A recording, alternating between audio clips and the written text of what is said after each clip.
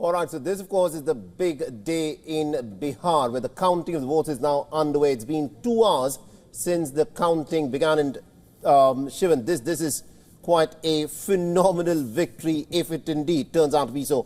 At this moment, even though these are still early leads and trends, 169 is where the BJP-JDU combined seems to be leading, while the RJD and the Congress and their other allies are now down to just 70 seats, where they are, of course, at this moment leading.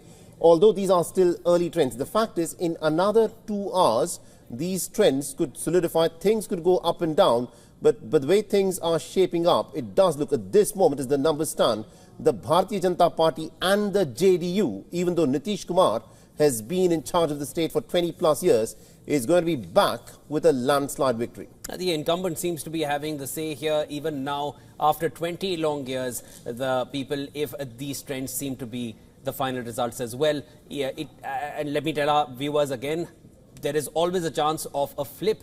How much that chance remains as we progress into the counting, well, those chances go on reducing, but they still exist. As of now, we're 2 hours into counting, and there is nothing from these trends which suggests that the exit polls were wrong. So in a way, it's good news for the exit polls, but bad news for the Grand Alliance. But as far as the Grand Alliance is concerned, as far as the Tejas Yadav is concerned, they still are saying that there is going to be change, but love is going to happen. How it's going to happen, well, only the results can give away that answer. But right now, nothing that we're seeing in these numbers, and mostly all other predictions, all other trends are seeming to be in this same range. Earlier there was some discrepancy between different meters, but here almost all the ones that we're tracking as of now, all these trends are suggesting a massive leap. This is hardly even a race at this point if these trends seem to be true.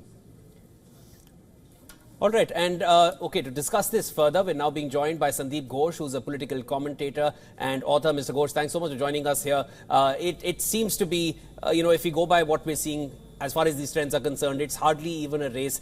Do you feel there is still a chance that the numbers can change and the Congress and RJD, the Mahagathbandhan, are very much in the race? Do you find a flip possible even now?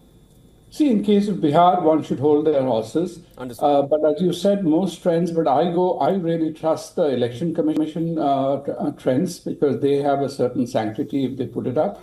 But even there, the NDA alliance is leading very significantly, though the numbers from what you are showing and what Election Commission has declared as leads are much lower just now.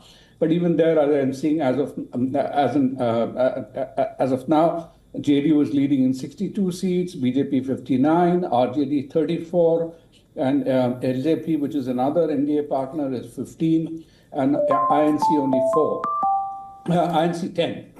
So there is a very, very clear lead in that direction.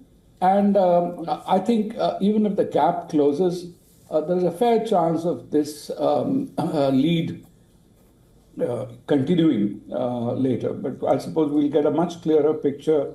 Mr. Ghosh, even if you go by the Election Commission numbers that they're now putting out, 63 for the Janata Dal now, 61 for the Bharatiya Janata Party, right, and more for the allies, there is still beyond the halfway mark. Absolutely. So even if these numbers hold, that means that the BJP and the JDU combined is very comfortably forming the government. The fact that Nitish Kumar has been the Chief Minister of Bihar since 2005. It's literally more than 20 years now, and he seems to be facing absolutely no sort of anti-incumbency against him. What do you think explains this? See, while Nitish will obviously get the credit, and he would certainly be the claimant for the Chief Minister's position any which way, but this is also a function of very, very smart electoral engineering. By the BJP or the NDA or BJP's election, strategists. When you say election engineering, can you expand on what you mean by election engineering by the BJP? BJP had, what was happening in Bihar, there was a, you might call a resurgence towards Tejas Yadav. Bihar is essentially the Bihar constituency, the determining factor of the backward classes. It's very, very, unfortunately for India, even after 75 years of independence, is a very, very casteist society, and there the backward classes constitute the vast majority. Within the backward classes, there have been a division between what's the other OBCs, which is the Yadavs, etc., which is largely with the RJD. And there were the EBCs, which is gravitated towards Nitish, and that's how the polarizations happen. Now, what the electoral engineering is being done, the anti-incumbency, therefore, to happen should have happened in the EBCN, and that is where BJP and the NDA have very cleverly crafted it to minimize the loss towards JDU or loss for JDU by first of all bringing in the Paswan's party into the fold of NDA. Last time Paswan's party had undercut a lot of Nitish's votes. So they have tried to indirectly also help Nitish retain his entire constituency.